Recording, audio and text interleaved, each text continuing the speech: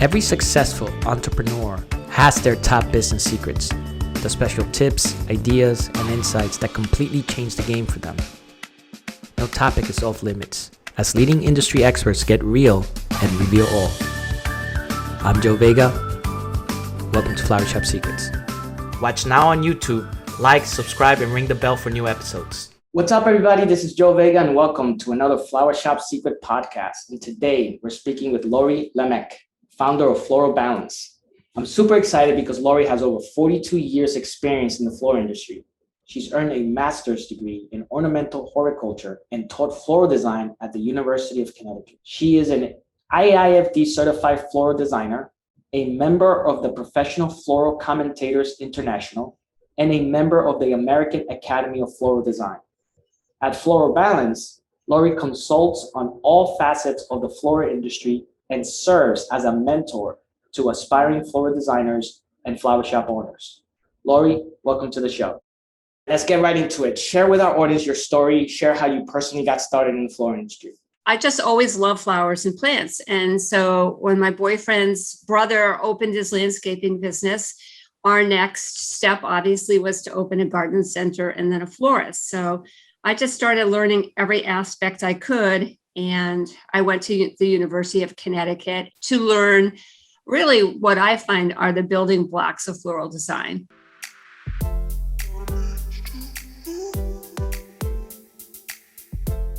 One of the problems with the industry right now is a lot of people in the floral industry don't have an educated background as far as nomenclature. I feel really fortunate that I do, because I feel like because of that, when I am in a conversation with flowers, I feel very confident about what I'm talking about. So if you don't keep up on it, then you're missing out and your flowers are missing out. And at the end, actually, it's a consumer who's missing out, because if they have a bad experience, they might use their dollar to buy something else next time.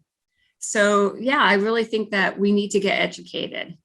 And there's a lot of ways to do that aren't expensive. So many florists are not aware or can be intimidated to leap into becoming a certified florist. Do you have any words of advice for them? Like, are there advantages to acquiring a floral certification? I think there's definitely advantages, because part of that means that you have to understand nomenclature, care and handling, the basic principles and elements of design. And when you have that as a background, then you're going to excel all the time. And a lot of it doesn't mean that you're a better designer, but it means that you're aware of all the things that need to happen. Certification can be very easy. And because of COVID, there's been so many classes online, not only through AIFD. SAF has had a ton of free classes and free webinars that are at people's fingertips. People say, well, I don't need a certification. Well, I bet you're glad that your dentist has one. Right. That's a good one. That's why I really push education, is because if we don't know, or we're taught poorly and we have poor work habits, not due to our fault, but because that's how we were taught, then we need to fix that. Sometimes a florist, feels that having initials after their name doesn't mean anything, or sometimes it can have a negative connotation because you're viewed as someone who thinks they know everything, where actually what those initials mean is that means that you're in another new family, and there's family members in there that you can learn from. I mean, if you know you're not doing this alone, if you're networking, I think that will help you thrive. And if you really want to be a florist and you really are jazzed up and have that passion, then you need tools to help you thrive.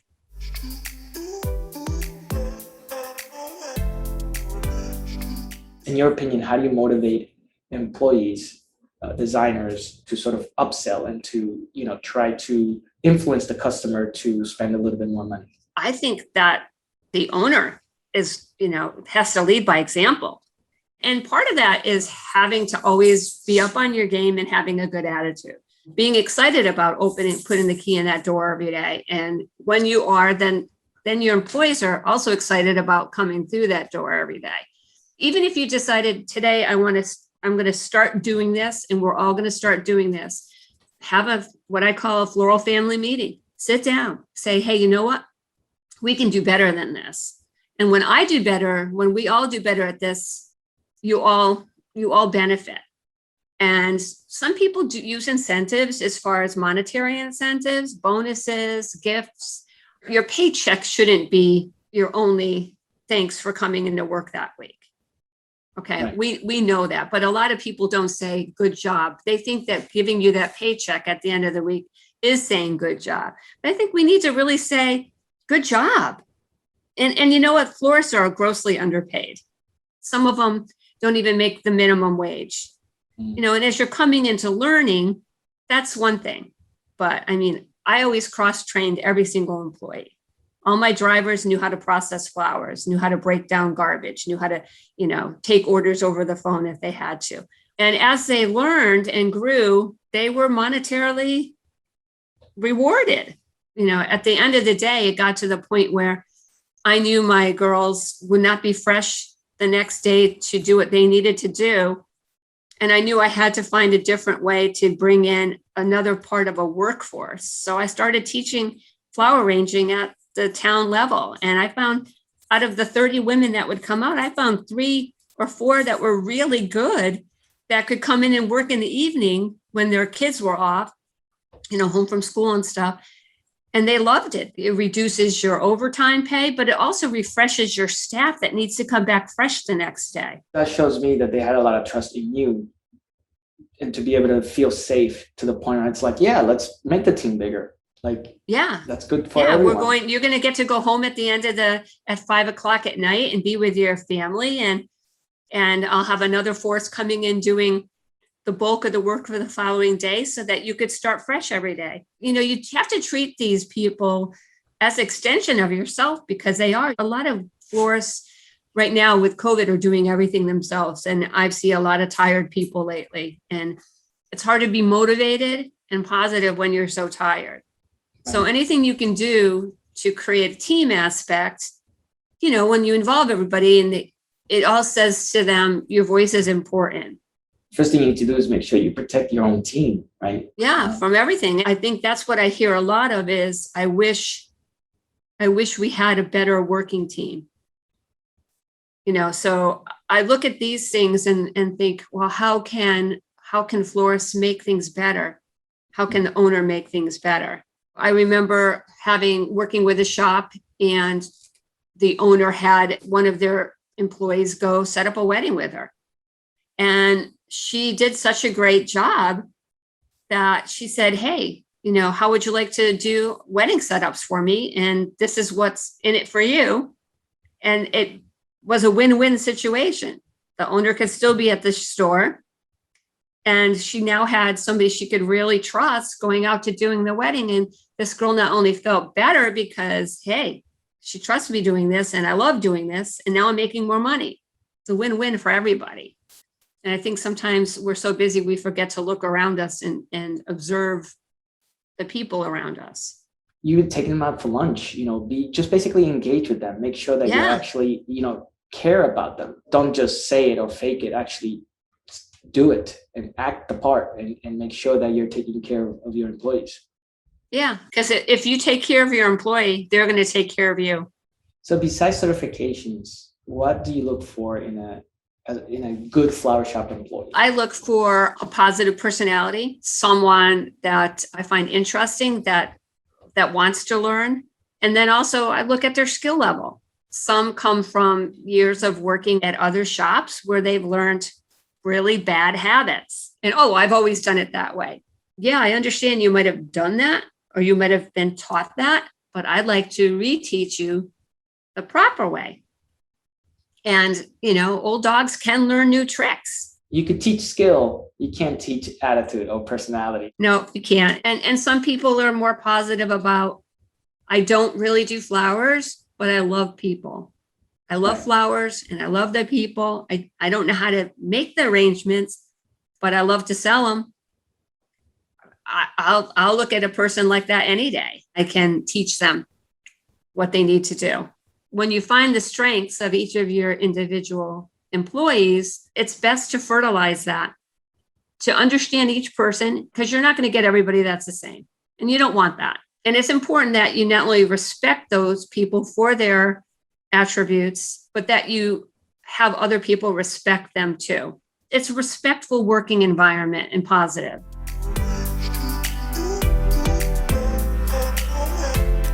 Every florist base has a client base that they're used to. And I recommend having a night where the florists invite these people into their shops and they have various arrangements at the same price point for their stem counts. And they explain the differences between each arrangement. But then they ask them first, which one do you feel is worth the $50 or the $75? And get their feedback, because, a florist in Tallinn, Connecticut versus a florist in Hartford, Connecticut, they have very different overheads and also very different client base.